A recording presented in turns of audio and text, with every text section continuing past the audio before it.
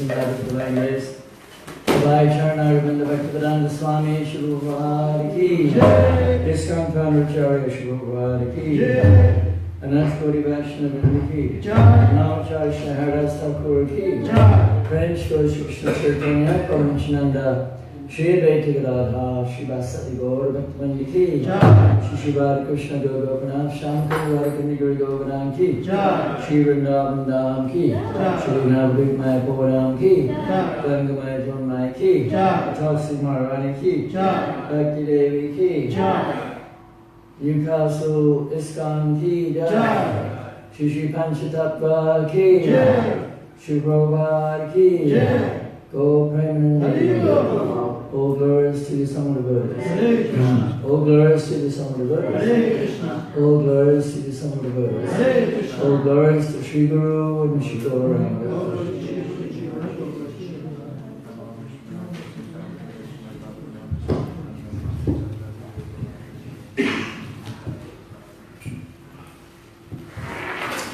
Hare Krishna.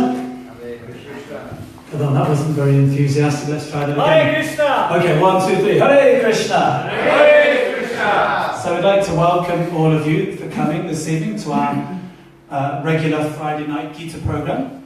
And there's an expression which is that you wait all day for a bus and then 3 come along at once.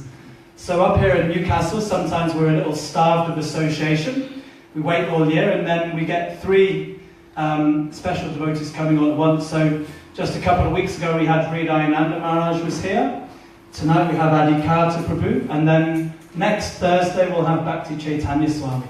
So 3 coming along at once. So if anyone doesn't know Adikarta Prabhu, just wanted to say a couple of words. Some of you were here for the Krishna Balaram retreat that we did in County Durham a couple of years ago, and we had Adikarta Prabhu with us then. But anyway, he's originally from England.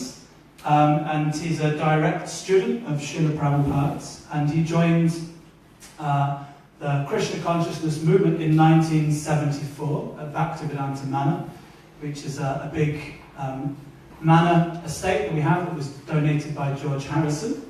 And he's one of the pioneers of the Krishna consciousness movement in England. He spent a lot of time travelling in vans and distributing books. He went to Ireland and he opened a centre in Ireland. He went to Johannesburg in South Africa. He opened a centre there. And he's just dedicated his whole life to studying and sharing Krishna consciousness with others. He particularly likes to distribute Srila Prabhupada's books, to go and introduce this philosophy to people. He's been in Harrogate today, in Yorkshire, distributing books. He now lives in America, in Alachua, and we're really happy to have him here in Newcastle today, so we'd like to give him a warm welcome. We're going to ask everyone to give him a loud Hare Krishna on the count of 3. Put both hands in the air, okay? Everyone, you too, Rama Prabhu, I'm watching, yeah, that's okay. 1, 2, 3. Hare Krishna! His Grace Adikarta Prabhu Ki. Jai. Thank you very much.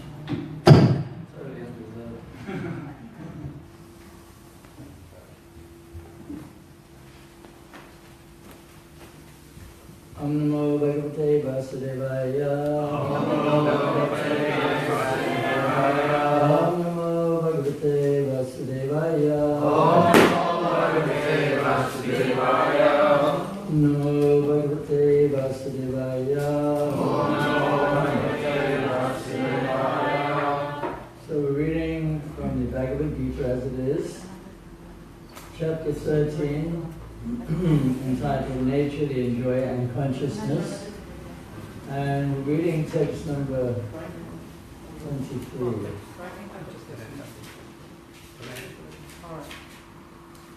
Text 23, chapter 13, text 24. Read that well?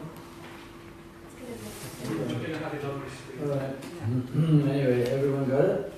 13:23. So we'll say the Sanskrit. Upadrasta numanta cha. Upadrasta numanta cha. Bhata bhakta maheshvara. Bhata bhakta maheshvara. Paramatmeti chapyuto. Paramatmeti chapyuto. Dehesmin Purusha Para. Upadrasta Numanta Cha. Partha Bhakta Maheshwara. Paramatmeti Chapyukto. Dehesmin Purusha Para. Okay, now we'll read the word for word. Upadrasta, overseer. Anumanta, permitter. Cha, also. Partha, master. Bhakta, supreme enjoyer. Maha Ishvara, the supreme Lord. Parama Atma, the super soul. Iti, also. Cha, and. Api, indeed. Ukta, is said. Dehe, in the body. As men. This. Purusha, enjoyer. Para, transcendental. Translation. Yet in this body, there is another, a transcendental enjoyer, who is the Lord, the supreme proprietor, who exists as the overseer and permitter, and who is known as the supersoul. So please repeat after me. Yet in this body, there is another, a transcendental enjoyer, who is the Lord, the supreme proprietor, who exists as the overseer and permitter, and who is known as the supersoul. Okay, the commentary by His Divine Grace Srila Prabhupada. It is stated here that the supersoul, who is always with the individual soul, is the representation of the Supreme Lord. He is not an ordinary living entity. Because the monist philosophers take the nerve of the body to be one, they think that there is no difference between the supersoul and the individual soul. To clarify this, the Lord says that He is represented as the Paramatma in every body. He is different from the individual soul. He is para, transcendental. The individual soul enjoys the activities of a particular field, but the supersoul is present not as finite enjoyer, nor as one taking part in bodily activities, but as the witness, overseer, permitter, and supreme enjoyer. His name is Paramatma, not Atma, and He is transcendental. It is distinctly clear that the Atma and Paramatma are different. The supersoul, the Paramatma, has legs and hands everywhere, but the individual soul does not. And because the Paramatma is the Supreme Lord, He is present within to sanction the individual soul's desiring material enjoyment. Without the sanction of the Supreme Soul, the individual soul cannot do anything. Thank you. The individual is Bhakta, or the sustained, and the Lord is Bhakta, or the maintainer. There are innumerable living entities, and He is staying in them as a friend.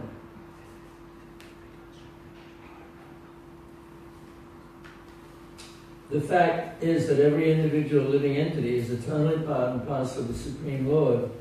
Both of them are very intimately related as friends. But the living entity has a tendency to reject the sanction of the Supreme Lord and act independently in an attempt to dominate nature. And because he has this tendency, he is called the marginal energy of the Supreme Lord. The living entity can be situated either in the material energy or in the spiritual energy. As long as he is conditioned by the material energy, the Supreme Lord, as his friend, the Super Soul, stays with him just to get him to return to the spiritual energy. The Lord is always eager to take him back to the spiritual energy, but due to his minute independence, the individual entity is continually rejecting the association of spiritual light. This misuse of independence is the cause of his material strife in the conditioned nature. The Lord, therefore, is always giving instructions from within and without. From without, he gives instructions as stated in Bhagavad Gita, and from within, he tries to convince the living entity that his activities in the material field are not conducive to real happiness. Just give it up and turn your faith toward me, then you will be happy, he says. Thus the intelligent person who places his faith in the Paramatma, or the Supreme Personality of Godhead, begins to advance towards the blissful eternal life of knowledge. Hare Krishna. Welcome everybody. And so this is very wonderful. You've come to hear the Bhagavad Gita. This is most people Friday night to go out to party, to drink, or go out to dinner or something, go to the movies. But intelligent people, they come to listen to the Bhagavad Gita. And so there's not many of us. There's thousands. I think there's a big concert somewhere nearby. There's 1,000, 20,000 people, 40,000 people. But the problem is, see, in the material world, people are not very intelligent. That's why they came here in the first place. Because the material world is a prison. And intelligent people don't want to go to a prison, right? So the material world is a place where people come by their own desire because they think they can be happy without Krishna. So Krishna creates this material world with all kinds of enjoyments, unlimited variety of enjoyment. Like you can go to so many different restaurants, they all got a different particular taste. Or you can go to a bookshop or a library, there are thousands of different authors, all saying something totally different. There are many different philosophers, you can choose any particular philosophy you like. And so there's unlimited enjoyment. That's just in the human form of life. Some people like motor car racing, some people like motorcycle racing, some people like rally car racing, some people like skydiving, some people like climbing Mount Everest. There's unlimited types of enjoyment, but none of it's enjoyment, that's the problem. Because it doesn't satisfy the soul.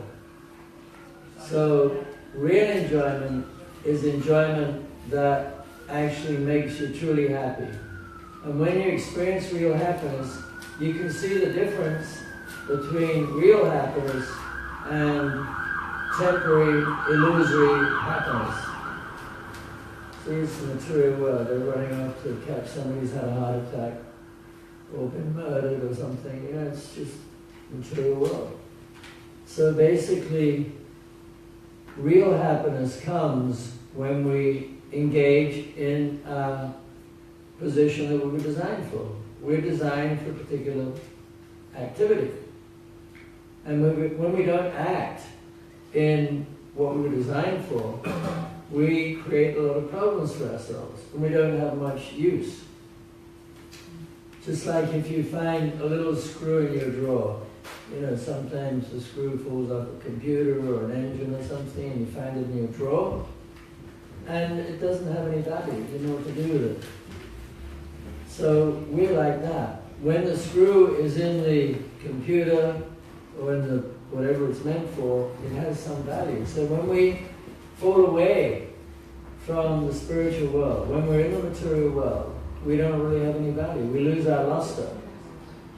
Just like the sparks of the fire, when they fall out of the fire, they lose their glow. So similarly with us, when we come to the material world, we lose our effulgence. We become morose, we have to work like asses, we have to worry about the rent, we have to, there's just a lot of things you have to do in this world. Pay your taxes, whatever you do. Go to college and study so you can get a job and then pay back a lot of money. It's just reality in the modern age. So Krishna is in our body with us. He is trying to help us, but we're very stubborn, we don't listen. So Krishna, he is very kind. He comes into the material world because Krishna, he lives in the spiritual world. And he comes here out of his compassion. If somebody wants to go on holiday, they want to go somewhere beautiful. So Krishna, he has so many wonderful places he can go. There are so many planets, higher planets, and even within his highest planet, Goloka Vrindavan, there's so many places you can go. But he comes to the material world because he feels sorry for us. And he comes personally. He came 5,000 years ago and he spoke the Bhagavad Gita. The Bhagavad Gita is a very important book. It's still studied in every university in the world. Even the gentleman that exploded the first atomic bomb, you know what his name was? Robert Oppenheimer. He quoted a verse from the Bhagavad Gita, "Time I am, destroyer of the world." So many very prominent scientists have studied the Bhagavad Gita. So Krishna spoke the Bhagavad Gita. It's still going after 5,000 years. So Krishna, he comes to the material world. He gives instructions personally. He comes. He has his pastimes to attract us back to the God, back to the Godhead. And he also appears in our heart in a different form. So if we are very fortunate, then we will become very serious about practicing spiritual life. Because really, if we're lucky, we'll see that material life doesn't really offer any true happiness. Because whatever happiness you have is very temporary, and there's a price you pay for it. But with Krishna consciousness, it's free. You can dance, you can take nice prasadam, we have so many beautiful books you can read, and you can experience a higher happiness. And so, you know, anybody who's practiced Krishna consciousness seriously, they know that there's nothing like it. And they know they're satisfied. Just like when you eat a nice meal, you don't feel hungry anymore, you get strength from the food, you feel satisfied. So with practicing Krishna consciousness, you automatically feel satisfied. Of course, it's not so easy because we're conditioned. You know, we're all different. We're all individuals. Some people find it easier than others. But whatever age you come, whatever background you have, Krishna loves you. It doesn't matter. And Krishna wants you. And Krishna created you. And Krishna needs you. He created you to be happy, and by you trying to make Krishna happy, he doesn't really need you, but he can use you. He can use you, and when he uses you, you feel satisfied.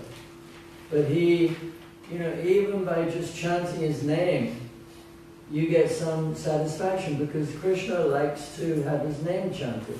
But he doesn't get all proud when somebody chants his name. When somebody chants our name, we think, oh yeah, well, maybe I am great. They're right. I am wonderful. I am intelligent. I am beautiful. So, but when people chant Krishna's name, it's a different thing because Krishna does not have a false ego. He actually is wonderful. He is beautiful. And he wants to have a relationship with you. Because Krishna, he can expand himself to have a relationship with everybody. Krishna sees us as all unique individuals. And Krishna loves each and every one of us for what we are. But what we are in this material world isn't necessarily what he created us as. So we have a lot of contaminations, a lot of things that make us not so attractive, like envy, anger, greed, selfishness, materialistic mentality. So those things, they don't make us happy, and they don't make us attractive. And so if we want to become attractive, then we have to develop the qualities that Krishna mentions in the first part of the chapter. Humility, pridelessness, gravity, working for the welfare of others. So this is what attracts people. Just like Jesus, Jesus Christ. He sacrificed everything. He didn't get paid or anything. He didn't become famous, when he was president. He didn't do it because he wanted to be famous. He did it. He sacrificed his life because he knew that without God, nobody can be happy. So, I was looking at some churches today. I went to one place, there was a cathedral there, I can't remember the name of it. It was a beautiful building. And there's beautiful buildings all over England, all over the world in fact, beautiful churches, beautiful temples. And when they were built, the people that built them, they built them out of love because they had some love and feeling for God, because they recognized that without God you cannot be happy. So Jesus, Srila Prabhupada, all the great spiritual teachers of the world, they come to the material world to try to rekindle a flame of spirituality. And so all these beautiful churches, like some of them, the one I saw today, it was a cathedral. I mean, it was a few hundred years old. It must have taken a long time to build it. It was a very beautiful building. So, they built those buildings to attract people to God.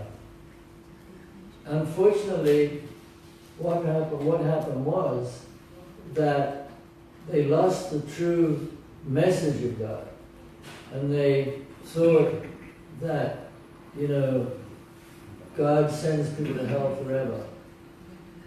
Or that there's only one way to God. This is the way they taught. So that's not the real message. And that's not really the truth at all. It's a lie. So people turned away from religion. So all these beautiful churches and temples, not so much in India. In India, the temples are much older. And some of them, they get 30,000 people every day, always busy. The cathedral I saw today, it was empty. I mean, there was no one there.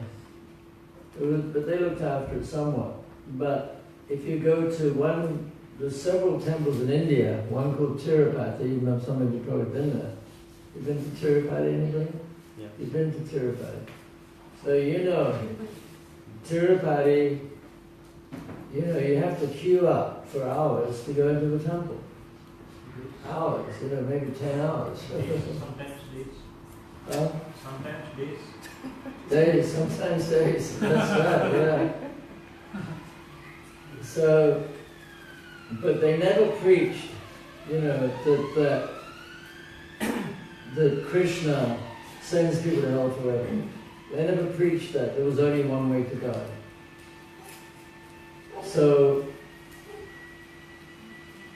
we are trying to teach what God is actually like. That God is so kind that He comes into the heart of every living entity, even the lowest living entities, because He guides them as in this physical world. He guides them from one situation to another body, from one body to another body, in the search for happiness. And we may not believe that animals have souls. You will believe that animals have souls because you don't believe. So, animals, they're very conscious. Some more than others. Like if you try to catch an ant, even an ant, which is not the most intelligent little animal, but they have intelligence. If you try to catch them, they try to avoid you, right? They don't want to be caught. So, every living entity has life, and they don't want to lose their life. So that's the symptom of the soul. Where there's life, there's a soul. So Krishna accompanies the living entity in whatever body he takes or she takes. even if it's a very, very low body, like a pig or a skunk, because all bodies are low really, but he goes with them. He's very kind. He's right in the heart. And he's trying to help them. Because animals are different from humans, because animals don't really have a lot of choices. They're forced to act according to the law of nature. But human beings, they have more choices. So animals act by instinct. Like animals, bees, for instance, they act like bees. They're very sophisticated lifestyle. If you know anything about bees, they're incredible creatures. The way they flap their wings inside the hive, this, to keep it cool inside, because if it gets too hot, the queen bee dies or something, so they're flapping like anything. You can hear them flapping. And they go, they collect the pollen, and there's one queen bee. It's very well organized. But even though it's very well organized, they can't really understand God. So a human body is very valuable, because the only form of life that can understand spiritual topics is a human body. So, we have created a very complicated society. The modern society is very complicated. It's so complicated that people have to work so hard just to pay the rent and pay for their iPhone and pay for their car and their computer and everything else. We're working so hard. So a lot of times it's very hard to practice spiritual life because we don't have time. So, but if someone is very determined and they practice the spiritual life in spite of everything, then Krishna helps them. Krishna will help us. Krishna is in our heart. Krishna wants us to be happy. Krishna will help us make our life easy in every which way. Financially, materially, everything becomes easier when you turn to Krishna. And when you turn away from Krishna, everything becomes very complicated and everything becomes very dark, and you have panic attacks and you have anxiety. I go out and meet people every day. I meet hundreds of people. And I try to reawaken their spiritual understanding about life. And I meet a lot of interesting people. There's very nice people out there. Today I went to Harrogate, I met some great people. And, they're really relieved to hear that not only they have a soul, but if you explain how Krishna consciousness, this philosophy, it's just very logical. It's so logical that anybody who's reasonable has to accept it. It's logical that we have a soul. It's completely logical. They've done a lot of research into people who can remember past lives, and this is not done with any agenda to prove anything in particular. It's just to establish the facts about life, that they've gone, people, young, not a lot of people remember their past life. A few people can remember their past life. Young people generally in Asia, they can remember where they were, places they've been in the last life, people they've met in the last life, and they've gone and verified that what they said was true. So it's a fact that we have a soul. And the soul is what gives the body life. Without the soul, the body dies. So we are not this body. And this is the first thing to understand. Whether you're a big philosopher, a big intellectual, it doesn't really matter. If you can understand this simple fact, that you are a soul, and that your soul is designed to love Krishna. There are many scientists in this world. They're PhDs, they go to Oxford and Cambridge University, or they teach at Oxford and Cambridge, they give big seminars, they get paid thousands of pounds thousands of dollars to talk for half an hour. But actually they're ignorant, because most of them do not accept the existence of the soul in the body. So you don't have to be an intellectual. You have to be actually a little bit, have common sense.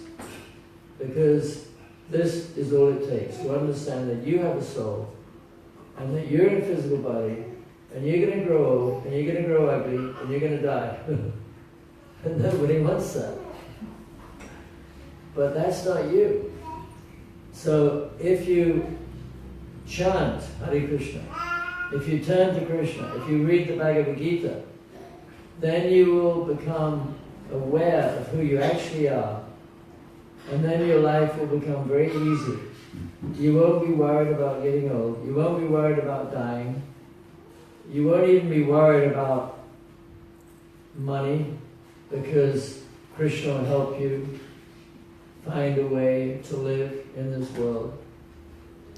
So we have to turn to Krishna. That's what we have to do. And Krishna is available. He's right in our heart. If we pray to Krishna, Krishna, please help me understand you. Help me become a better person. Help me give up my bad habits, whatever they are. Krishna will hear you.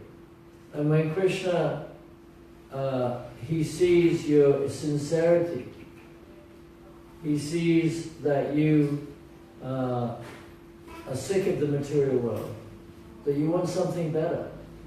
Who wants to be in a prison?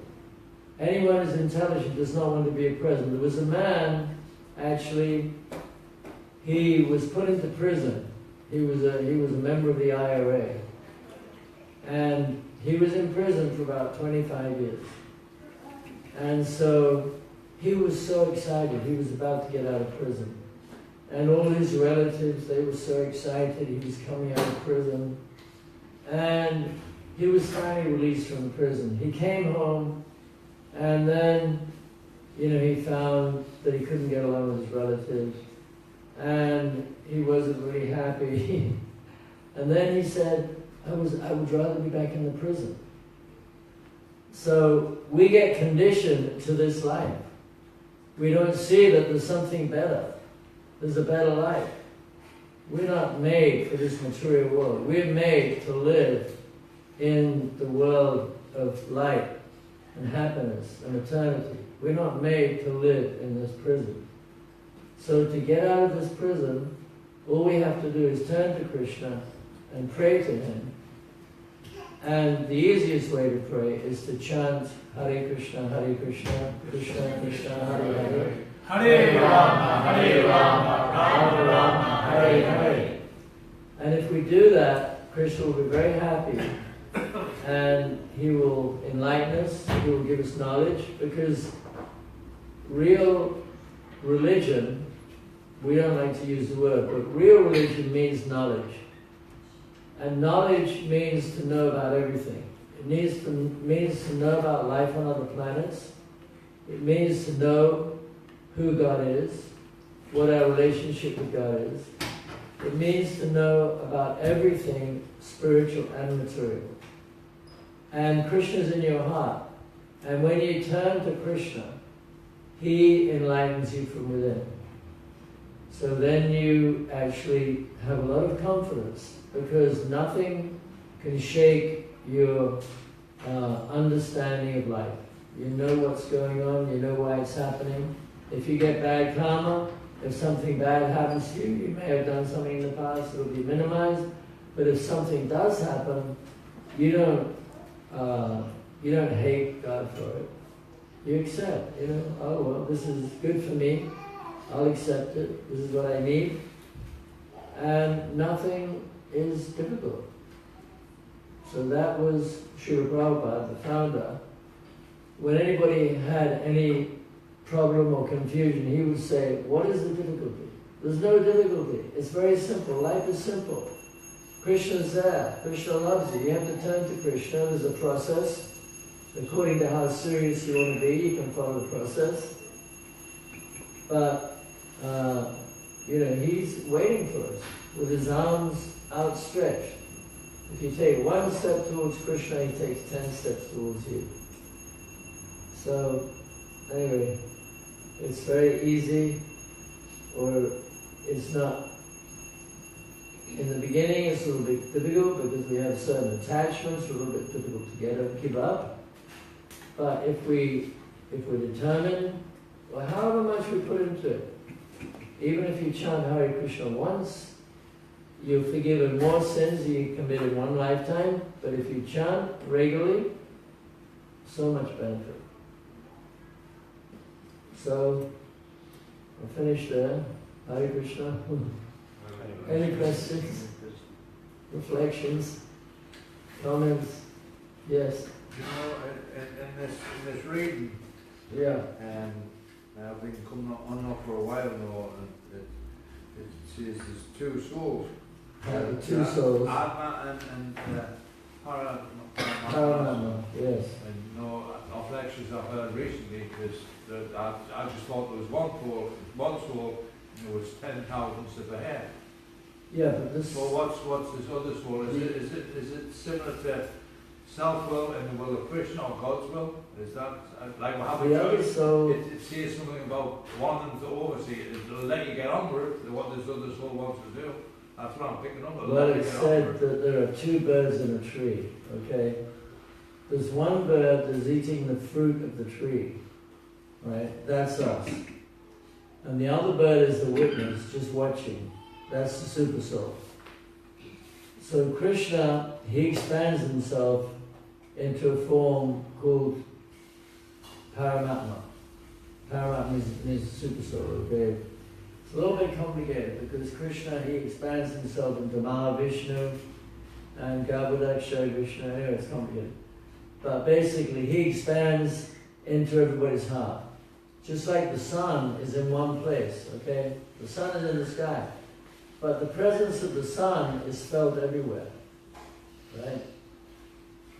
So the sun, you know, it managed to exert its influence everywhere. So the super soul is one place, but it is in every living entity, right? So Vishnu is there, and he expands himself, and he's in the heart of every living entity. And he's not the same as us. He's totally different because he is he's the overseer, he's the witness, he's trying to guide us. We're the confused living entity who's forgotten that we have a soul, but he's there trying to direct us or trying to fulfill our desires. Sometimes we want to forget God completely, so he guides us into an animal body.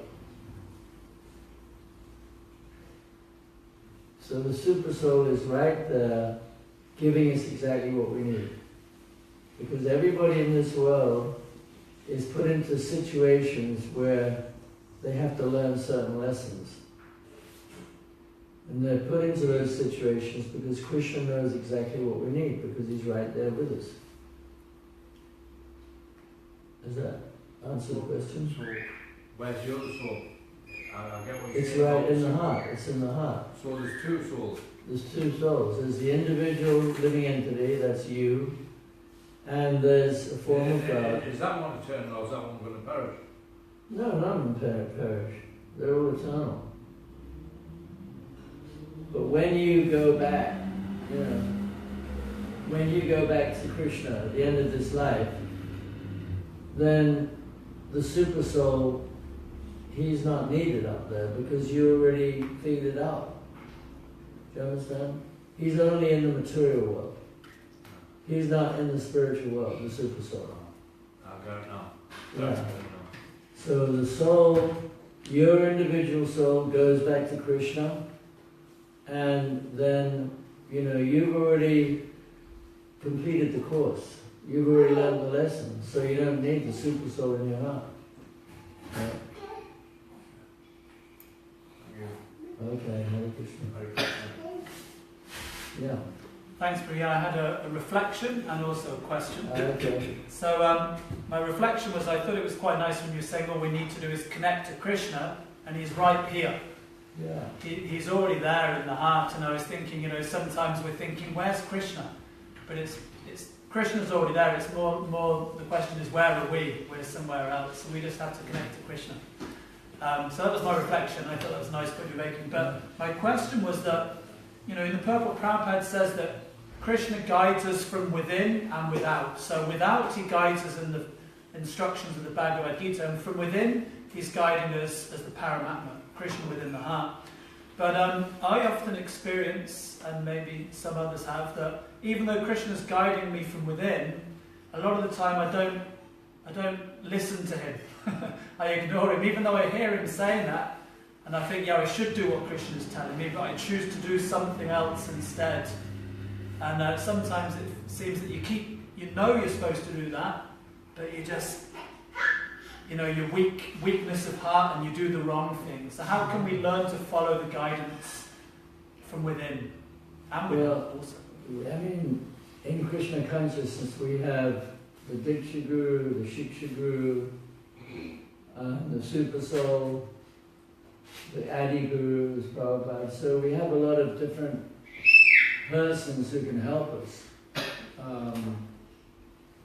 you know, discern what's the right action. Even Lord Chaitanya Mahaprabhu, who's God himself, as you know, he would always take advice from his, you know, close associates. So we should get advice. We should, you know, take shelter of people who we think are intelligent and not personally motivated for themselves, who, you know, have good vision, and we should, you know, take their guidance. And then, you know, with the help of the books, we have the books, and then we have, you know, the Guru, the Diksha Guru, and, you know, the Chaita Guru in the heart. So a combination of all of these, plus our own intelligence, hopefully we can make the right decision. And if we make the wrong decision, we'll get a little slap, and then we'll know that we made a mistake and we won't do it again. Thank you. But there's plenty of people, you know, who can help us make the right decision. And sometimes they may have contrary decisions, and then you have to use your own discretion as what's the best course of action. And if you make a mistake, well, like Prabhupada said, you making a mistake, he said that good judgment comes from bad judgment. And bad judgment comes when you make mistakes. You make mistakes, and from your mistakes you learn how to not make mistakes. Thank you.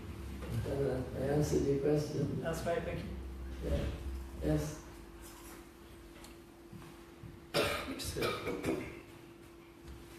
You would say that it's a common sense to feel that you have a soul inside you. Yeah. I mean, leaving like Stephen Hawking and Richard Dawkins and all this, Right. and I don't know how much common sense they have, but leaving the subject aside there, if you think of your soul and the super soul, it's lodging within yourself, and you acquire so much of knowledge to perceive what is actually it's going on within our consciousness. Mm-hmm. When you question yourself and you have a sort of subjective analysis and to have objective view, but at the end the subjective analysis dominates to bring an objective view of the Supreme. So do you call that as a sort of a subjective understanding, or has it got objective form? Well, we have. Have I made it clear, my Yeah. question? Yeah. Yeah, you're saying that is our perception of God based on our own sort of speculation, or is it a factual understanding of God actually is? So I would say that we're very fortunate because we have many literatures written by great saints who have given very elaborate descriptions of who God actually is. So therefore, we don't have to speculate, and we don't have to have our own subjective understanding of who God is, because basically, even though we're all individuals and we have our own relationship with Krishna, it takes time for us to become purified enough to know exactly what our relationship with Krishna is. It's not going to happen overnight. It takes time.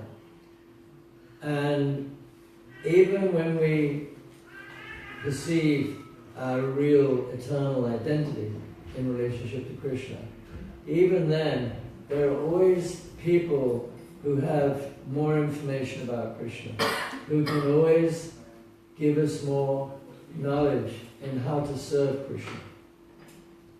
But we are very fortunate because in the Hare Krishna movement, which began with Lord Chaitanya, really, he had many followers who wrote a vast amount of books describing Krishna. Very detailed what Krishna does throughout the different periods of the day, what he likes to eat, what he wears, who his friends are, how he dresses, what kind of language he uses. Everything is there. So we don't really have to speculate. If we take the time to read the books are written for a reason. They're written to help us. They're written to help us because we cannot perceive God through our own senses. We can't see God. We can't imagine God. God is beyond our imagination. So therefore we have many books which give very clear, detailed information of who God is. So therefore, we should try to study those books. The Bhagavad Gita is just a very basic book. The Super Soul. This is basic knowledge, ABC. And then,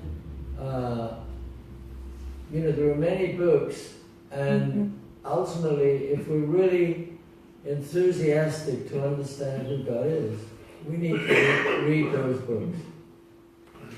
Because they've been written out of love by these very intimate followers of Krishna who came to this world specifically to enlighten us. They did not come here because they wanted to enjoy their body.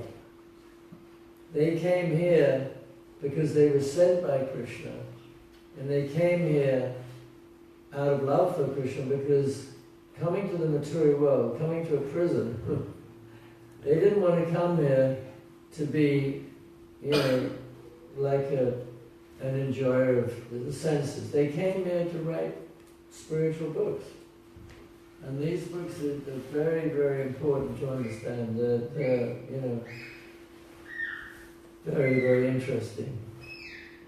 So you mean to say the faith is very much necessary?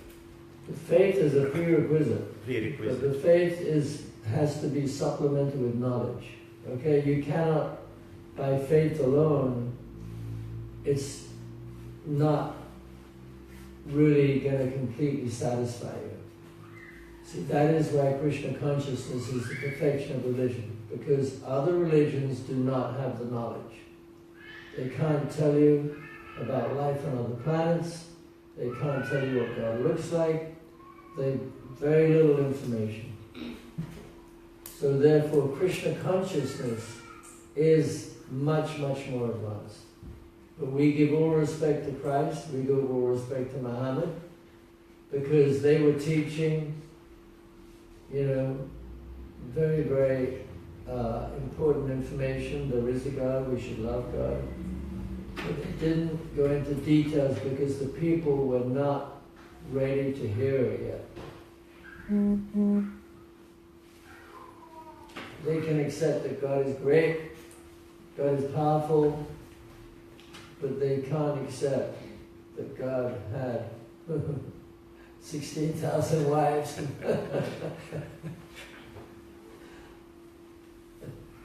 he lifted a mountain with his little finger. And he appeared as a fish. I mean, who's going to make that up? No one's going to make that up. No one's got that kind of imagination. God appeared as a fish or a tortoise. He's got a sense of humor.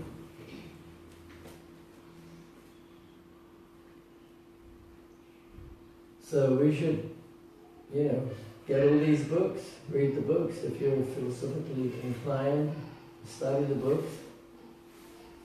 And you can love Krishna more. The more you know about Krishna, the more you can love him. Because everything about him is attractive.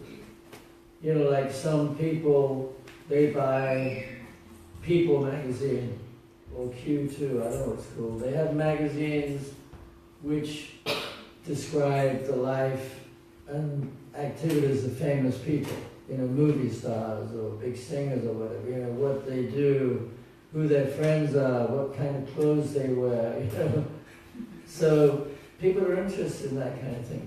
So we don't, of course, study that kind of thing, but we want to know what Krishna wears, how he dresses, what he does during different periods of the day. All these things are very, very interesting. And it's like taking a break from the material world, because the material world is so mundane. It's a desert. There's no enjoyment here. So the only enjoyment, the only beautiful thing here is nature. Like the trees, the flowers, like I got some beautiful roses today from Harrogate. They have some nice roses there. Harrogate's a nice city. They have some beautiful roses, and I was plucking the roses that smell good. And so you don't get a smell like that. So nature is amazing. So that's just Krishna's inferior energy. So what is the spiritual world like? If the inferior energy is so beautiful, the beautiful hay fields and the trees, just so amazing. Have you ever smelled orange blossom? Or lemon blossom, in tropical countries, I live in Florida, they have these orange groves, and the smell is just unbelievably wonderful. Because the surrendered souls stay in Newcastle and establish temples, like Dhananjaya and Chaitanya Bhagavad. I'm just a materialist. But even in England, there's some beautiful nature. But that is Krishna's inferior energy. So what is the the superior energy like? Anyway, I think we should stop here. Thank you very much. Hare Krishna. His Grace Adikarta Prabhu ki, Srila Prabhupada ki, Grantaraj Srimad Bhagavad Gita as it is ki, Hare Krishna Maha Mantra ki. So thank you very much. We'd like to ask you now if you'd like to chant Hare Krishna, if you'd like to lead us in Kirtan, maybe 15 minutes or something like that, till 10 minutes. Yeah, you can just play down. Can I ask about the Apple Mac? Does anyone have a Mac, like a laptop charger? When I left mine in Florida, I need to charge my Apple computer. The person I asked who I thought I had one didn't have one, unfortunately. So if anyone has an Apple Mac charger, but they can get one if you can borrow it for a couple of hours. How far away is it?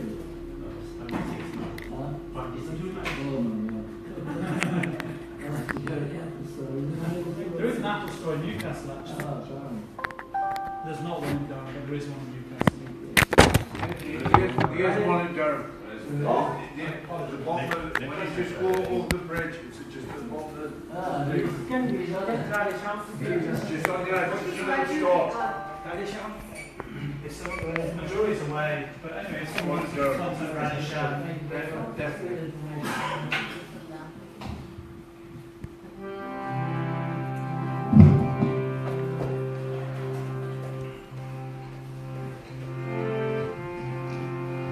Hare Krishna, Krishna Krishna, Hare Hare, Hare Rama, Hare Rama, Rama Rama, Hare Hare, Hare Krishna, Hare Krishna, Krishna Krishna, Hare Hare, Hare Rama, Hare Rama, Rama Rama, Hare Krishna, Hare Krishna, Krishna Krishna, Hare Hare, Hare Rama, Hare Rama, Rama Rama, Hare Hare. Hare Krishna, Hare Krishna, Krishna Krishna,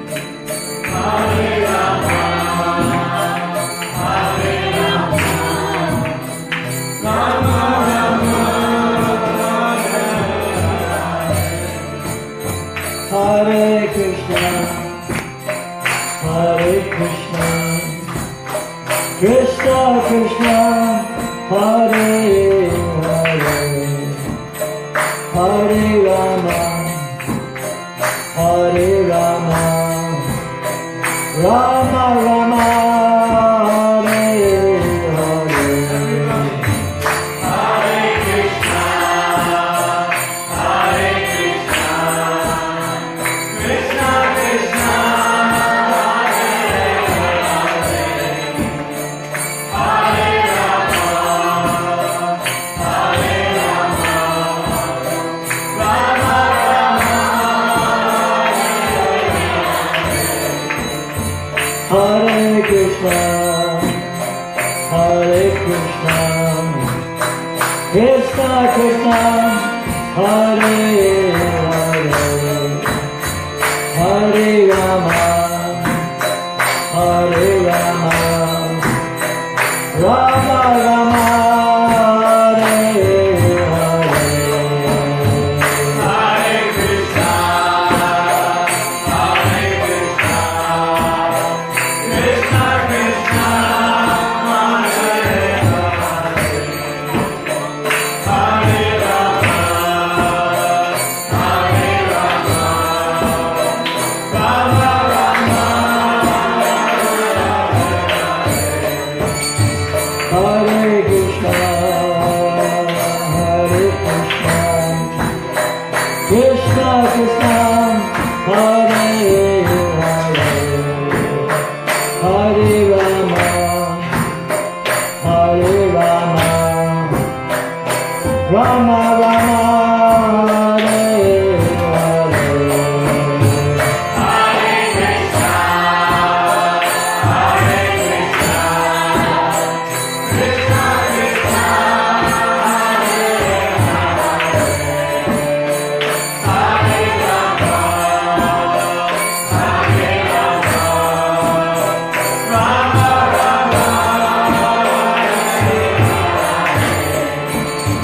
Hare Krishna,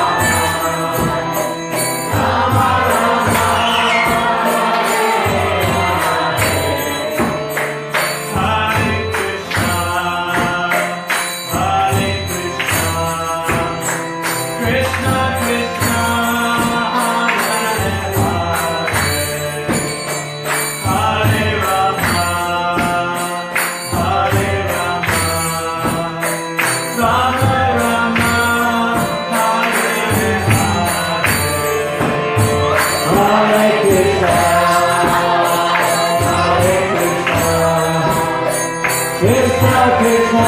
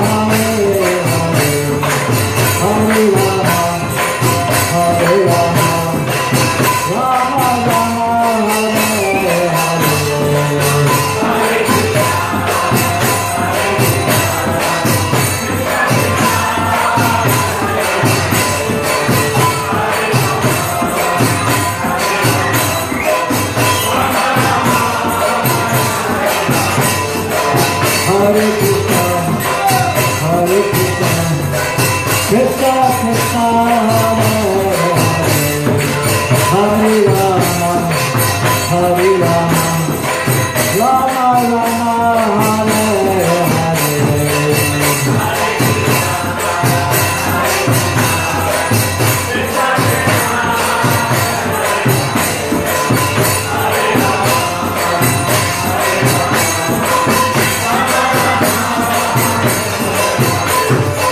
Hare Krishna, Hare Krishna, Krishna Krishna, Hare Hare, Hare Rama, Hare Rama, Rama Rama, Hare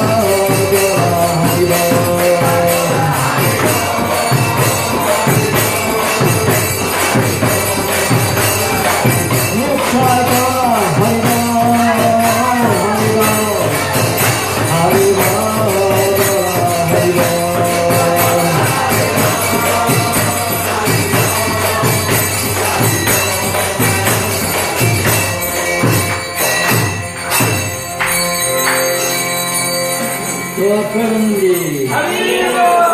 Harinam Sankirtan ki jai. Mahamantra ki jai. Hare Krishna. Thank you very much.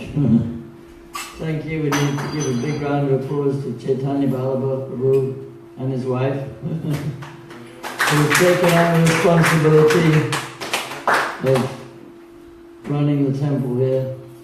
So if you can all help him, I'm sure Krishna will give you his blessings. Thank you very much. Hare Krishna.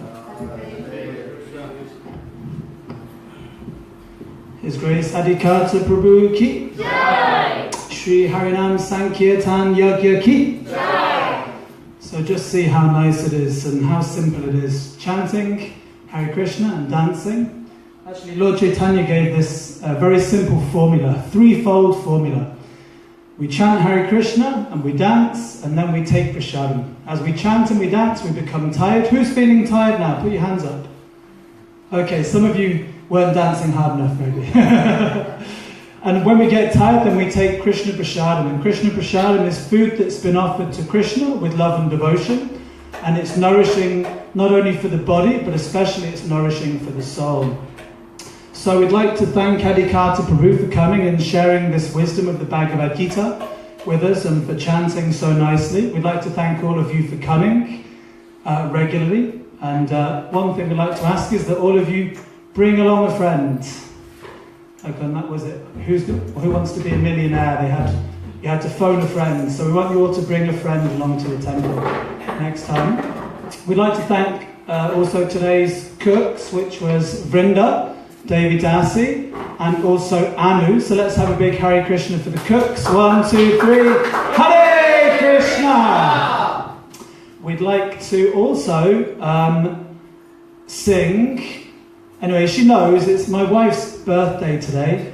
She won't like me to tell you, but although she's eternal, full of knowledge and full of bliss, her material body is 30 years old today. Although she only looks 21. 18, sorry. She only looks 18. You'd be very surprised to hear that she's 30. I'm an old bid. I'm getting over the hill.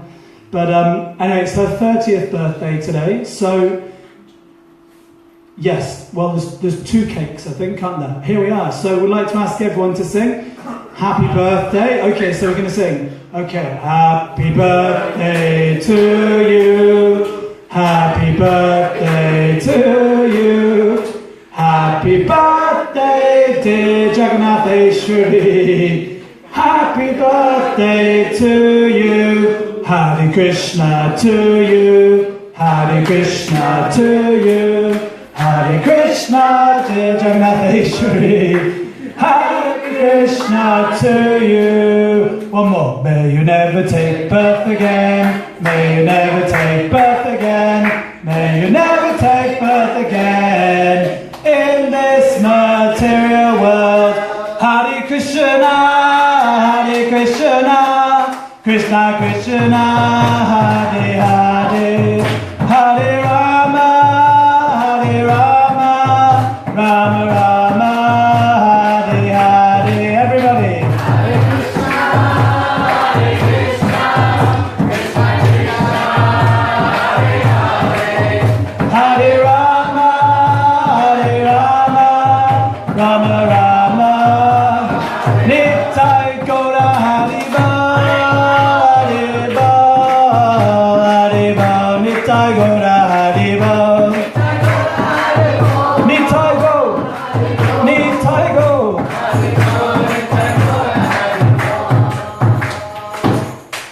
Her Grace Jagannatheshwari Devi Dasi ki.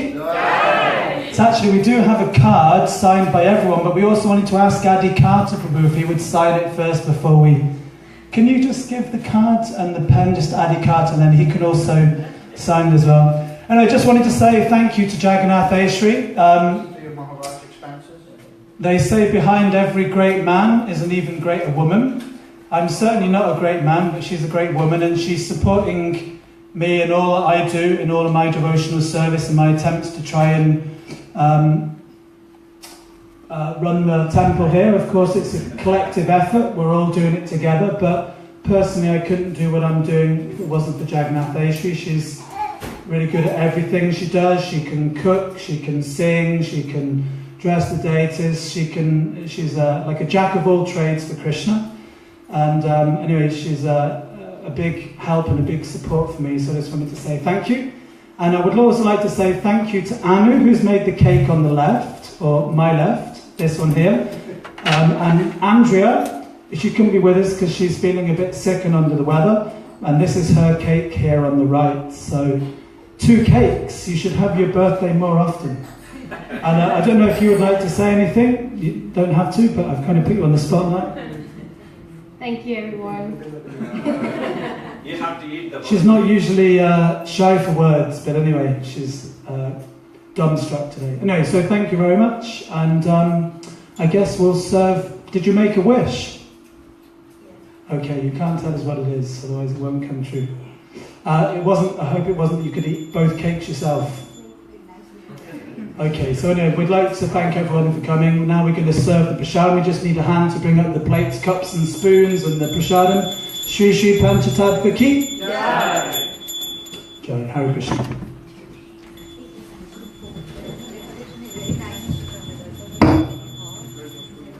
Every Friday there should be a birthday.